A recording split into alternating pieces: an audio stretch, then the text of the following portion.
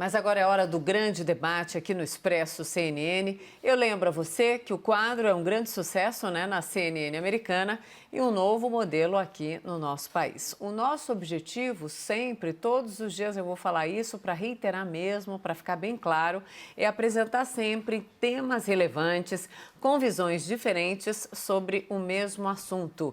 E para quê? Para que você construa, então, a sua opinião, a sua forma de pensar. O presidente Bolsonaro disse hoje cedo, em frente ao Palácio da Alvorada, que o recorde de mortes pelo novo coronavírus não é culpa dele. Bolsonaro atribuiu responsabilidade aos governadores e aos prefeitos que adotaram medidas de isolamento para tentar conter o avanço da doença. Esse é o primeiro tema do grande debate de hoje.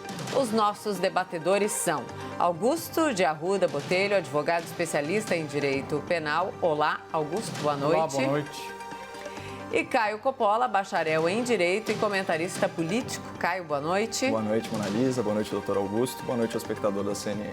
Antes de começar, então, o debate, vamos ouvir novamente o que o presidente Bolsonaro disse. As medidas restritivas estão a cargo dos governadores e prefeitos. Tá? A imprensa tem que perguntar para o Dória por que mais gente está perdendo a vida em São Paulo. Perguntar para ele, que tomou todas as medidas restritivas que ele achava que devia tomar. Okay? Então não adianta a imprensa querer botar na minha conta essas questões que não cabem a mim. Pergunte para o Dória a questão de obras que estão acontecendo. Ele tomou todas as medidas restritivas. O Supremo decidiu que quem decide essas questões são governadores e prefeitos. Então cobrem deles. Tá? A minha opinião não vale. A minha opinião não vale. O que vale são os decretos de governadores e prefeitos. Quem começa hoje é você, Caio, por favor. Bom, vamos lá. O político médio, típico, ele tem pavor do julgamento da opinião pública, não por princípio, geralmente por interesse eleitoral mesmo. E a opinião pública, ela tem o hábito de buscar e individualizar culpados, mesmo no caso de uma crise inédita e multifatorial. Não parece muito justo, mas é o que é.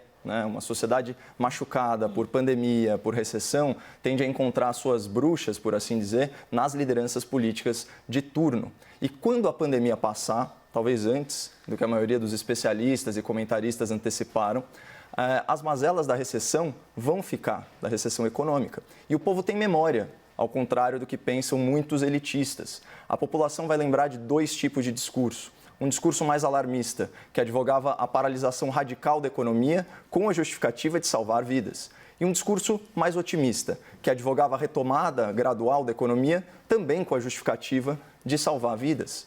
O denominador comum de ambos os discursos é minimizar o sofrimento humano com base na ciência. Nisso não há qualquer diferença de narrativa, por assim dizer.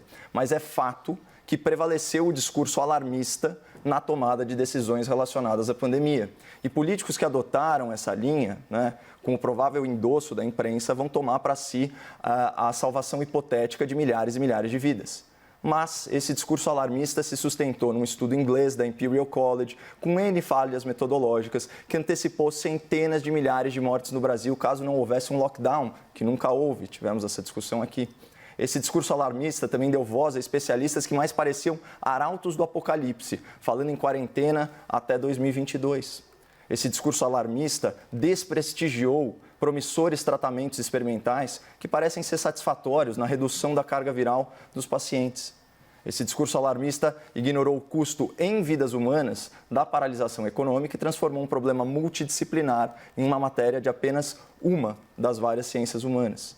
Esse discurso alarmista no âmbito judicial, como citou o presidente, tirou poder de ação do governo federal, deixando a gestão do isolamento exclusivamente a cargo de prefeitos e governadores. E esse discurso alarmista justificou a violação de direitos e garantias fundamentais e cidadãos trabalhadores foram presos, enquanto bandidos eram soltos às centenas. O tempo vai passar, os dados vão chegar. A população vai comparar as mortes por pneumonia e insuficiência respiratória em 2019 e 2020. A população vai saber onde o sistema de saúde colapsou e por quê. A população vai tomar conhecimento dos escândalos de superfaturamento das contratações sem licitação no estado de calamidade. A população vai pegar as falas dos especialistas e dos formadores de opinião com as suas previsões de mortalidade e comparar com a realidade dos fatos. Portanto, respondendo a essa primeira questão do debate, Mona Lisa, a culpa ainda não é do presidente da República, nem dos governadores, nem dos prefeitos, nem de ninguém, ainda. Porque a culpa, né, é de quem a opinião pública decidir. E isso virá com o tempo. Augusto, por favor, suas primeiras considerações. Eu estou curioso para ouvir do meu debatedor quais são as propostas do discurso otimista. Mas antes delas, eu gostaria de dar boa noite a todas e todos e dizer que, primeiro, com relação à pergunta, eu acho que não é o momento de colocar a culpa em absolutamente ninguém, porque colocar a culpa, eu vou entrar nesse jogo da disputa política e ideológica da pandemia, coisa que eu venho desde o primeiro programa que nós tratamos desse tema aqui no Grande Debate, contrariando e discutindo. Então, não é o momento de colocar a culpa, é o momento de salvar vidas.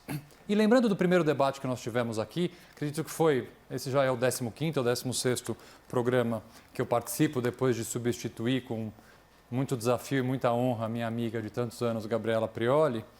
Mas naquele primeiro debate a gente discutiu justamente a questão do isolamento.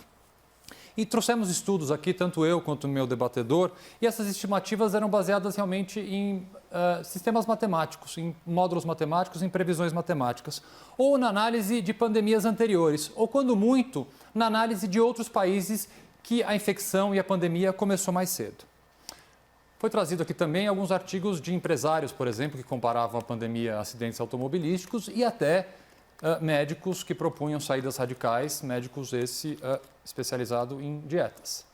Hoje a situação é bem diferente. Por que ela é diferente? Porque nós temos dados mais concretos do Brasil. Dados esses que são corretos? Infelizmente não. Dados esses que são atualizados, dados esses que retratam efetivamente o que está acontecendo no Brasil? Infelizmente não.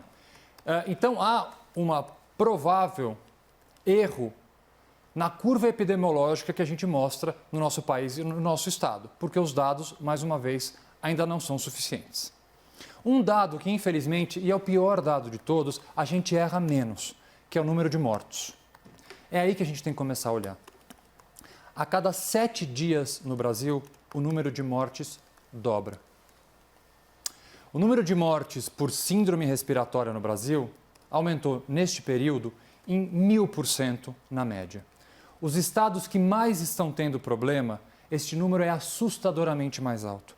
Pernambuco, a alta foi de 6.000%, Amazonas, 4.000%. E Rio de Janeiro, que hoje tem fila de 300 pessoas para serem internadas na UTI, 2.500%, aumentou o número de mortes de pessoas com síndrome respiratória, o que é um indicativo muito grande de que mais pessoas estão morrendo de Covid-19, além daquelas oficialmente numeradas. Um estudo que foi divulgado hoje traz um dado assustador. Um estudo feito por 47 pesquisadores do mundo inteiro. Eles afirmam que o Brasil tem a maior taxa de contágio do mundo. O que significa isso? No Brasil, a cada infectado, nós infectamos 2,81 outros infectados. Então, a taxa de contaminação brasileira é de 2,81. Para vocês terem ideia, a taxa da Alemanha é de 0,8. A CNN divulgou um dado extremamente importante feito pelo Observatório Covid-19. Observatório esse que é formado por pesquisadores da USP, da Unesp, da Unicamp e da Universidade de Brasília. Eles afirmam que se São Paulo, o estado de São Paulo, não tivesse adotado as medidas de isolamento que adotou, nós não teríamos mais leitos de UTI em 6 de abril. O cenário não é alarmista. Aqui não tem nada de alarmismo. São fatos, são dados. Extremamente preocupantes e alarmistas, sim. Enquanto isso, o que nós vemos? Governadores tentando, de alguma forma, melhorar essa situação.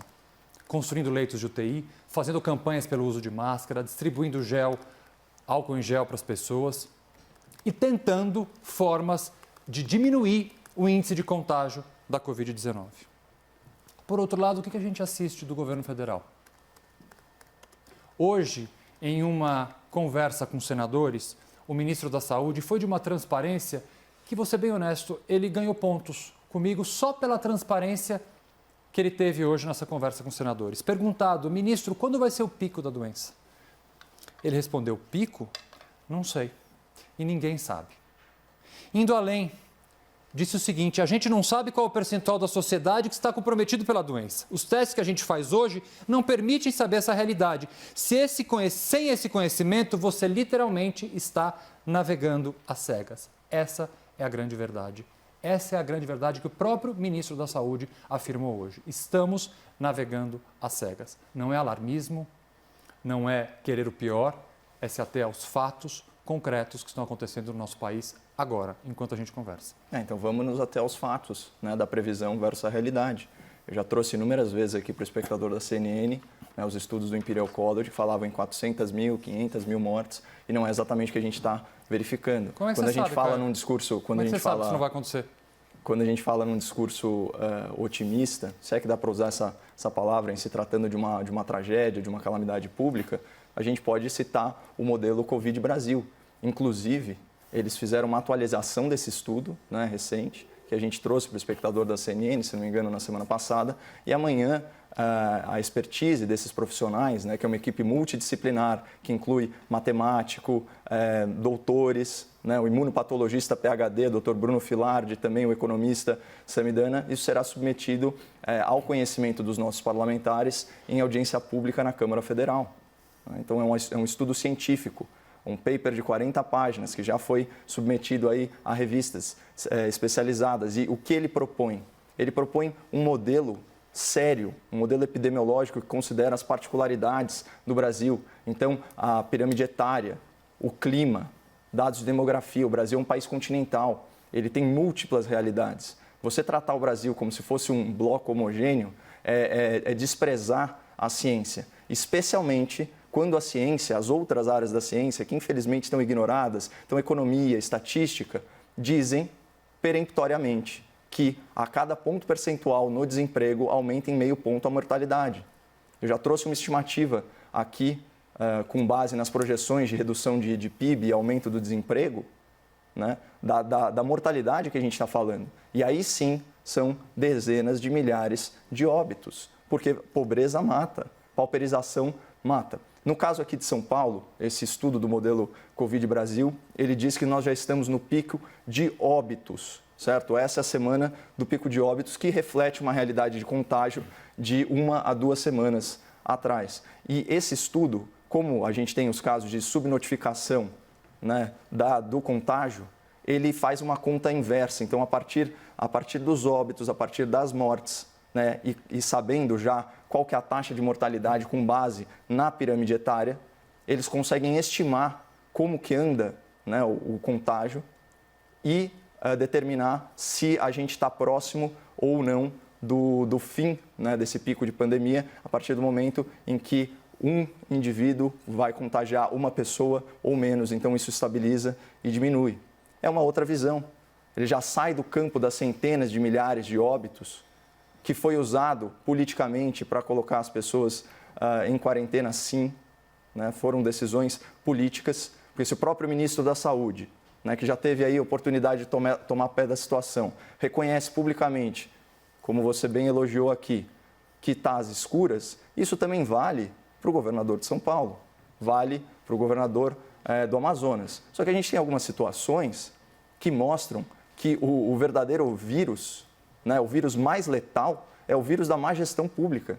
Porque quando a gente fala desses números alarmantes na região norte, especialmente no Amazonas, a gente está falando de um estado que tem menos de 200 leitos de UTI, ou tinha pelo menos menos de 200 leitos de UTI. Você acha que tem cabimento? Qualquer tragédia da saúde pública, isso poderia ser uma intoxicação alimentar em massa, já geraria esse tipo de problema. Aqui em São Paulo, nós vimos aqui, nós denunciamos no debate o que estava acontecendo.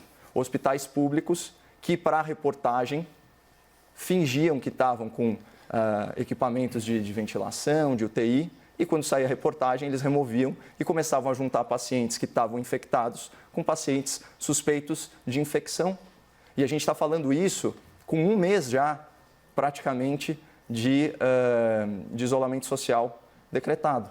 Portanto, esses são os verdadeiros fatores. A gente já concordou aqui várias vezes, doutor, que o fator determinante, o fator limitante é o acesso ao sistema de saúde e aos leitos de UTI. Aqui em São Paulo, a gente está numa situação razoavelmente confortável se nós estivemos, de fato, como propõe o modelo Covid Brasil, estivemos no pico. E isso, no contexto, é ser otimista. Né? E alarmismo não é elogio, o alarmismo tem um tom pejorativo. É muito fácil você sair como profeta do apocalipse, né? Mas os estudos falavam especificamente que sem lockdown haveria centenas de milhares de mortes. Não parece mesmo ser o caso, doutor, e eu imagino que você não seja tão pessimista assim. Bom, vamos lá. Estudo Covid Brasil, trazido pelo Caio aqui 2 vezes no nosso debate. Realmente ele é feito e assinado por uma série de profissionais. Um deles é um matemático, Alexandre Simas, que deu a seguinte declaração: soube que tem pessoas utilizando o nosso modelo para justificar o fim da quarentena. Isso não faz nenhum sentido. Não temos nenhuma evidência que forneça o mínimo de segurança para uma eventual saída da quarentena. Uma atitude irresponsável pode pôr tudo a perder. Blumenau, que abriu o comércio na semana passada, e nós pudemos assistir imagens de um shopping center sendo invadido por pessoas não respeitando qualquer distanciamento mínimo, naquela data tinha 95 casos confirmados de Covid. Durante só este final de semana, somaram novos 62 casos. Durante o final de semana. Ontem, o número de infectados em Blumenau era de 194. Do momento de isolamento social para a abertura do comércio, Blumenau pulou de 95 para 194 casos.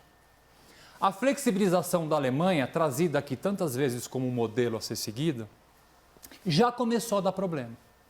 Um estudo publicado no dia 27 pelo Instituto Robert Koch, que é o instituto oficial que auxilia o governo alemão no combate à pandemia, disse o seguinte: a liberação, ainda que bastante gradual, do comércio e de outras atividades na Alemanha já aumentou o índice de infecção e de letalidade. Aquele índice que eu trouxe para vocês na minha primeira fala, de 0,8, já subiu, segundo esse estudo, para 1.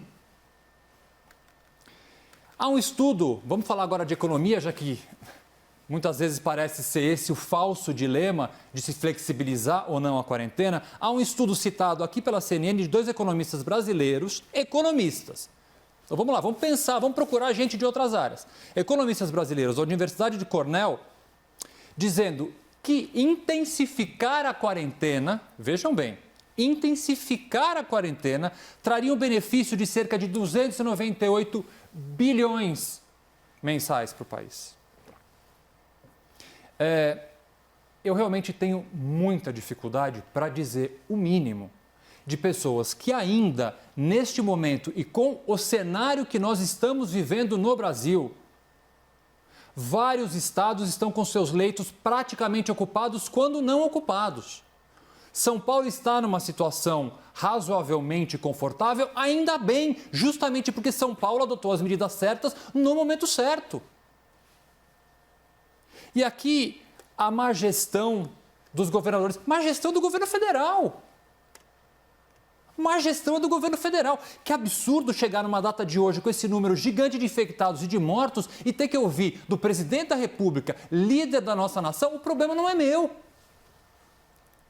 Como o problema não é seu, presidente? Pessoas morrem a cada dia, a cada minuto. O problema é de todos. O problema é dos governadores, do prefeito, o problema é do senhor. Essa postura desrespeitosa com as vítimas, desrespeitosa com a vida das pessoas, desrespeitosa com a ciência, tem colocado em risco cada vez mais a população. Não há outra saída que não seja o isolamento para conter o avanço rápido demais da pandemia. Todos os países fizeram isso em grau muito maior do que o nosso. Propor qualquer tipo de flexibilização ou colocar a culpa em qualquer tipo de governador que adotou essa postura, porque é a única a ser adotada nesse momento, é irresponsável e é leviano. Nós não podemos, a situação é muito grave, ela é muito mais grave do que na semana passada. Os números estão piorando, a pandemia está aumentando e eu não quero ter que na semana que vem chegar aqui e falar, eu avisei. Eu sou profeta da realidade agora. Eu não quero ser profeta de nada. Eu estou trazendo dados. A situação é muito grave. Nós não podemos flexibilizar absolutamente nada. Senão essa pandemia vai matar muito mais gente do que já matou até agora. Bom, só para fazer uma breve correção, já que você citou os autores do estudo, eu recebi agora uma mensagem do Dr. Bruno Filardi, imunopatologista, PhD. Ele disse o seguinte: sobre a Covid, os conceitos são complexos e ainda estamos tentando entender muitas coisas, mas certamente há muita desinformação. As estatísticas de morte estão superestimadas, leitos subutilizados. Enfim, concordo com todos os seus argumentos, Caio. Eu acabei de receber. Antes de vir para cá, eu conversei também com um economista... A gente vai cobrar o Dr. Bruno, então, se a coisa piorar. A gente cobra, já sabia uma pessoa para cobrar. Antes de eu vir para cá, eu conversei com o Samidana, que também é economista PhD, e ele disse que sim, considerando que nós estamos no pico de óbitos e que, portanto, o pico de contágio deve ter antecedido essa data, é possível pensar em regiões menos afetadas na flexibilização. E sempre foi o que eu defendi aqui, uma flexibilização gradual, tratando situações diversas de forma distinta. Não tem nada de não científico nisso, pelo contrário.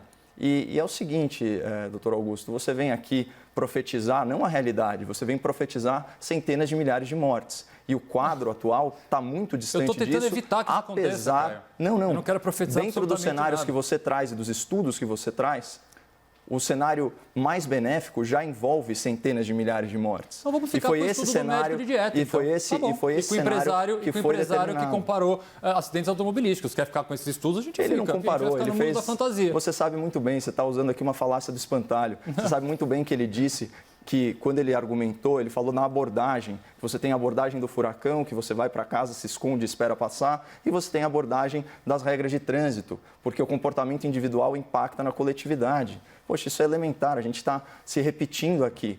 E é exatamente o que nós fazemos aqui na CNN, de novo. De novo, é a mesma coisa. Olha a hipocrisia, a gente adota protocolos de distanciamento social. Estamos eu e você aqui no estúdio sem máscara, mas com distanciamento. Os profissionais estão usando máscara, quando a gente sai a gente usa álcool em gel. Isso vale para a gente e vale para todos os outros seres humanos que conseguem trabalhar com esse rigoroso protocolo. Só que isso podia estar sendo estendido para muitas pessoas, que não estariam em casa sendo pauperizadas. Você fala, o governo federal não realizou nenhum esforço. Não é assim. Apenas uma ressalva, Caio. Nossa atividade não pode ser comparada a outras. Eu disse isso no primeiro debate e reitero, nós da CNN Brasil estamos aqui trabalhando porque somos considerados serviço essencial.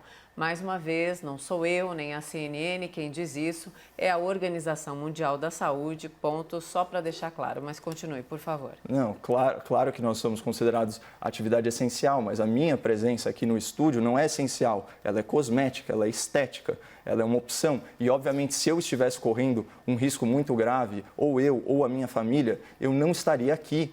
E é disso que se trata. Você tem as pessoas que estão dentro do grupo de risco. Nossos profissionais idosos estão afastados em casa. Então, é simplesmente isso que eu estou propondo. A realidade que eu vivo, a realidade que eu enxergo, eu acho que é possível levar para outras atividades. Principalmente atividades muito controladas, como atividades de indústria, ou alguns tipos de comércio, formas alternativas, escritórios, onde não existe uma concentração tão grande de profissionais. É disso que a gente está falando. Não é de promover grandes aglomerações, como foi o caso, por exemplo, do carnaval de rua. Então, a pandemia foi solenemente ignorada naquela época e possibilitou essas grandes aglomerações. Vai saber quantas vidas foram perdidas em razão disso, da negligência das nossas autoridades. Então, eu sinceramente, é uma pena que a gente tenha que esperar aí o desenrolar dos fatos para, eventualmente, concluir que nós poderíamos ter flexibilizado vamos dizer assim, a quarentena antes, porque a cada dia são bilhões e bilhões de reais que saem da nossa economia, que pauperizam o nosso país, que aumentam o nosso endividamento. Isso vai reduzir a capacidade de investimento do Estado na saúde pública. Você imagina, numa crise de emprego, quantos trabalhadores de carteira assinada que têm acesso a plano de saúde, então, portanto, a saúde privada, que em geral é melhor do que a saúde pública. Você imagina quantas pessoas vão perder acesso a isso não só essas pessoas, mas seus dependentes, suas famílias, e o impacto que isso pode ter na mortalidade, na qualidade de vida das pessoas, é muito sério.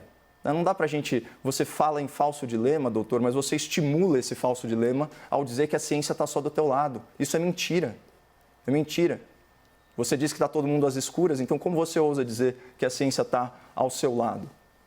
Não é verdade. Isso simplesmente não é verdade. Mas o tempo vai dizer se serão 400 ou 500 mil mortes no Brasil, como as previsões que você trouxe aqui para os espectadores da CNN, ou se vai ser no modelo Covid Brasil que eu trouxe para o espectador da CNN. É questão de algumas semanas. Apenas 2 correções. Eu não trouxe estimativa nenhuma de mortes. E nesse debate, Caio... Do London Imperial College? Eu nunca trouxe o London Imperial College aqui. Eu lembro as coisas que eu trago aqui. E neste debate, Caio, eu estou, assim, de forma bastante honesta, eu vou te dizer, eu espero que você esteja certo e eu esteja errado, que a gente consiga flexibilizar e menos pessoas morram. Eu não faço a menor questão de ganhar sobre esse tema aqui. Você pode levar não parece, porque quando você advoga para si, o monopólio da ciência não é o que transparece para mim nem para o espectador. Mal sei ler bula de remédio, não tenho nada da ciência. Então você fala com muita propriedade sobre coisas que você não entende. Não, na verdade, eu leio os estudos que você cita e leio os que eu trago. Sim. E distorce os estudos que eu cito. De um pouco de pesquisa a mais, coisa que parece que você não faz. Não tem problema, doutor. Como eu disse, é uma questão de passagem do tempo e a opinião pública é testemunha das ideias que a gente está jogando aí ao vento e as palavras não voam. Exato. Esse tema está esgotado? Por mim? Caio? O tempo vai dizer, Mona Lisa. Então, vamos lá. Não, o tema esgotado por hora, para agora. Não, claro, em relação ao assunto, jamais perguntaria isso nesse momento. Vamos, então, ao segundo tema. O ministro do STF, Alexandre de Moraes, suspendeu a nomeação de Alexandre Ramagem para o cargo de diretor-geral da Polícia Federal. Após a decisão, o presidente Bolsonaro revogou a nomeação que havia sido publicada em edição extra do Diário Oficial. A Advocacia Geral da União desistiu de recorrer da decisão do Supremo. E durante a posse do ministro da Justiça e do novo advogado-geral da União, Bolsonaro falou sobre Ramagem. Vamos ouvir. Uma das posições importantes, que quem nomeia sou eu, é o do diretor-geral da Polícia Federal. A nossa Polícia Federal não persegue ninguém, a não ser bandidos. Respeito o Poder Judiciário. Respeito as suas decisões. Mas nós, com toda certeza, antes de tudo, respeitamos a nossa Constituição. O senhor Ramagem, que tomaria posse hoje, foi impedido por uma decisão monocrática de um ministro do Supremo Tribunal Federal. É uma pessoa que eu conheci no primeiro dia após o fim do segundo turno, que foi escolhido pela Polícia Federal do governo anterior como homem de elite, um homem honrado, um homem com vasto conhecimento, um homem à altura de representar e de ser o chefe da segurança do chefe da presidência da República. Creio essa ser uma missão honrada para o senhor Ramagem. E eu gostaria de honrá-lo no dia de hoje, dando-lhe posse como diretor-geral da Polícia Federal. Eu tenho certeza que esse sonho meu, mais dele, brevemente se concretizará. Começamos com você, Caio.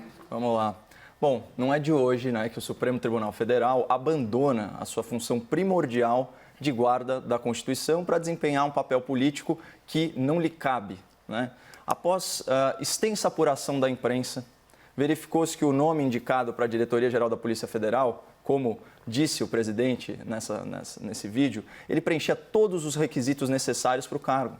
Além disso, o indicado a esse posto, ele ainda superava as exigências formais. Então, tinha uma sólida carreira como delegado na instituição, um currículo notável e gozava de excelente reputação perante os seus pares. Mas, aos olhos de uma justiça casuísta e partidarizada, a amizade do presidente Bolsonaro já bastou para desqualificar a nomeação.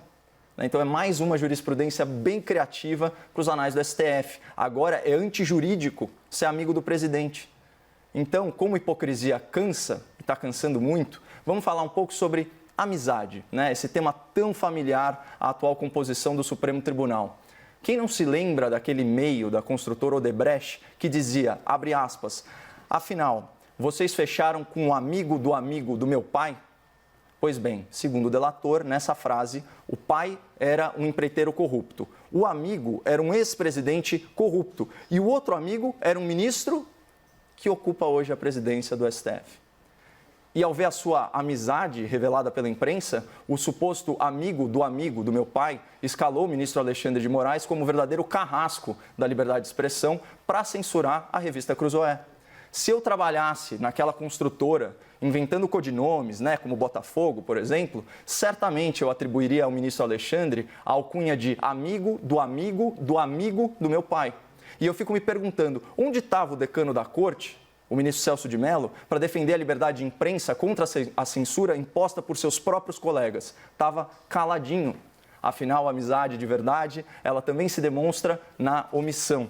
Podemos citar aqui outro togado notório por suas amizades, o senhor Gilmar Mendes. Esse ministro foi interpelado sobre a sua relação pessoal com o ex-presidente réu, Michel Temer. O jornalista Josias de Souza perguntou indignado, você não acha impróprio que o magistrado converse com o denunciado? E essa pergunta permanece ecoando, mas os fatos cuidam da resposta. O ministro Gilmar, padrinho de casamento da filha de um acusado por corrupção, se considera acima de qualquer suspeita, até para soltar esse réu da cadeia, o que ele fez repetidas vezes. Mas ele não é o único. Segundo pesquisa de 2019 da Fundação Getúlio Vargas, nos últimos 30 anos, todos os pedidos de suspeição ou impedimento de ministros do STF foram arquivados sem passar pelo plenário. Qual o grau de hipocrisia desse mandado de segurança ao declarar contra a lei que o nomeado era suspeito em razão da sua amizade com o presidente da República? E esse é o verdadeiro fator que barrou a nomeação, não as insinuações do ex-ministro da Justiça. Porque se o presidente escolher um nome da esquerda para o cargo, ninguém vai falar nada. Vocês querem a prova? Alguém reclamou da escolha do Dr. André Mendonça da AGU para o Ministério da Justiça? É claro que não, porque ele é simpático à esquerda e ao centrão, e vice-versa. Mas voltando ao STF para concluir, o conteúdo desse mandado de segurança é eminentemente político e é flagrantemente antijurídico. Ele ignorava o princípio da legalidade, atropelava o princípio da presunção de inocência e manchou ou tentou manchar a imagem de um policial federal que, ao que tudo indica, tem reputação ilibada. Pessoal, isso é grave. Impediram a posse de um cidadão, pressupondo que ele cometeria crimes. Então o STF se tornou vidente, está julgando e condenando no tempo futuro. E antes que alguém venha com comparações descabidas, para deixar isso bem claro, quando Lula foi impedido de assumir a Casa Civil, havia prova incontroversa de desvio de finalidade no ato no momento presente. Os áudios das escutas eram muito claros. O objetivo da nomeação era obstruir a justiça no presente, blindando o presidente com foro privilegiado. Então, falar que as nomeações do Bolsonaro e da Dilma eram similares não tem cabimento, né? Só por ignorância jurídica ou com muita má-fé política. Augusto. Bom, como o tema é a decisão do Supremo e não o Supremo como tribunal, eu vou me ater exclusivamente à decisão de hoje. Vamos lá. A Constituição é uma só. Os princípios constitucionais valem para todos. Os direitos sociais e as garantias fundamentais também valem para todos. Eu tenho que ter aqui, isso é muito importante, uma coerência na minha posição e na defesa das minhas teses. E por que eu disse isso? Por que eu vou dizer isso? Vocês vão entender ao longo da minha fala. O desrespeito à Constituição, ele deve ser criticado quando ele atinge uma pessoa que eu gosto ou uma pessoa que eu não gosto. Uma pessoa que eu apoie ou uma pessoa a quem eu faça oposição. Isso está claro. Vamos lá. O que diz o artigo 2º da Constituição Federal? São poderes da União, independentes e harmônicos entre si, o Legislativo, o Executivo e o Judiciário. Na decisão do Supremo de hoje, essa separação dos poderes aparece logo no começo, dizendo o seguinte, que em respeito à separação dos poderes, o presidente da República tem sim direito à livre nomeação de ministros, funcionários e também do diretor-geral da Polícia Federal. Pois bem, para justificar essa decisão, o que o Supremo fez? Inicialmente citou as falas de Moro, Bolsonaro e Carla Zambelli, no episódio que do telespectador já é bastante conhecido. Afirmou, com base nessas falas, que haveria na nomeação de Alexandre Ramagem, então, o que o Caio já mencionou aqui, um desvio de finalidade. E que não observaria essa decisão os princípios da legalidade, da impessoalidade, da moralidade e do interesse público. Eu concordo com essa construção do Supremo Tribunal Federal. Só que tem um detalhe. Para concordar com o resultado desta conclusão, eu tenho que presumir que as falas de Moro, Bolsonaro e Carla Zambelli são verdadeiras. Muito provavelmente são. Mas é um fato concreto que essas falas e esses atos estão sendo investigados pelo Supremo neste exato momento. O Supremo acabou de instaurar um inquérito para verificar se essas falas e esses fatos são verdadeiros. O que o Supremo fez hoje é se antecipar à decisão do próprio Supremo e da própria Procuradoria-Geral da República e já presumir como suficientemente verdadeiras essas trocas de conversa que seriam aptas para fazer o quê? Impedir a nomeação de uma pessoa pelo presidente da República. Se comprovada que esta nomeação feriu e desviou sua finalidade, isso, além de ser um crime comum pelas falas que já foram transcritas aqui em outro debate, poderiam configurar algo muito mais grave, que é um crime, mais um crime de responsabilidade que pode levar, eventualmente, o presidente ao seu impeachment. Então, veja bem, é uma decisão, do meu ponto de vista, antecipada demais e que poderia ter sido melhor apurada ao longo da investigação que o próprio Supremo já toma. Mais ainda, a manifestação do Supremo Tribunal Federal diz o seguinte, que a Polícia Federal não é um órgão de inteligência e que atua em investigações sigilosas e, portanto, deveriam frear a nomeação de Ramagem. Alexandre Ramagem, senhores, era diretor da ABIN até hoje, desde julho de 2019 até hoje, era diretor da ABIN, órgão esse sim, ligado diretamente à presidência da República. Aí me pergunto o seguinte, os ex-apoiadores do presidente Bolsonaro que hoje defendem a legalidade, esses outros princípios e clamam, dizendo que essa decisão está correta ou que está errada, onde eles estavam quando esse mesmo delegado foi nomeado para chefe da ABIN? Fechando o meu raciocínio, a decisão do ministro Alexandre de Moraes é muito bem fundamentada. O ministro Alexandre de Moraes é um jurista com bastante experiência e eu respeito a decisão dele, apesar de discordar. Eu acho que é um caso típico de judicialização da política.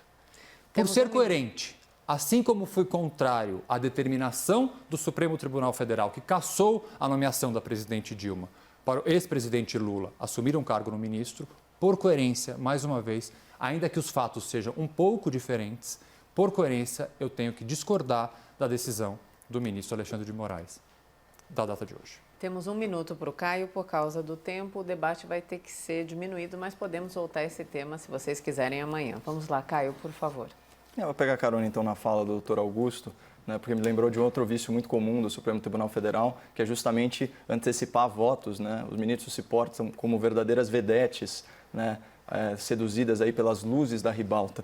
É também importante pontuar para o espectador que o governo federal sinaliza que não vai recorrer da decisão liminar. Isso não afasta o fato de que, como bem antecipou o doutor Augusto, isso tem que ir a plenário para ser julgado e, oportunamente, pode ser oferecida à defesa. E eu não poderia concordar mais de que isso se trata, sim, da judicialização de uma questão política, né? E, de novo, não faz o menor sentido, né, usar uma pessoa de reputação ilibada para fazer esse tipo de instrumentalização da justiça. Obrigada, então, debatedores. Acabou o nosso tempo. Boa noite, Augusto. Boa noite, Caio. Até amanhã. Boa noite.